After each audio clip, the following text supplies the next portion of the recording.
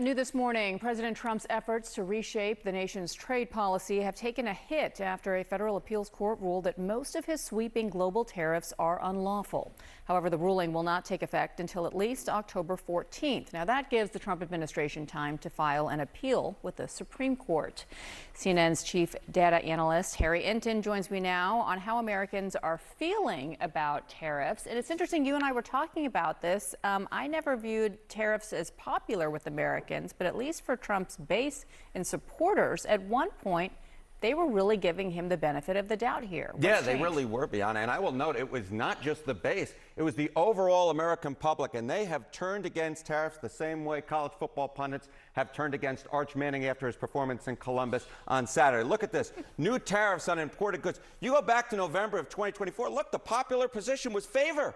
They favored new tariffs on imported goods, 52%, 48% opposed. You go to this side of the ledger, look at that, the opposition up like a rocket. We're talking about 60% opposing new tariffs compared to just 40% who favored. So it was majority favor back when Trump was reelected in November of 2024. Now it's a clear 3 in 5 Americans oppose it. The Americans have gotten a taste of the tariffs and they spit it right out. So is the taste paying more? I mean, because that's how economists have always described this, as actually a tax on consumers. Yes, it's exactly right. Why is the opposition up like a rocket? Well, it all comes down to money out of the pocketbook, right? Impact of tariffs on prices. Look at this in the short term. 77% of Americans now agree they raise prices in the short term. Look at this itty bitty number at the bottom. That's 1, 2, 3, 4. When you can count it on your own hand, you know it's a small percentage. Just 4% of Americans believe that in the short term, tariffs decrease prices. Long term, look, this has long been the Donald Trump argument, right?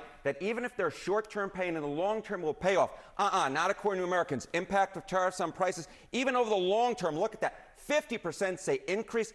Just 25%, just half the level, say decrease. And while 25% in this particular case is better than 4%, 25% is way less than 50% of Americans who say that, in fact, prices will increase over the long term because of tariffs.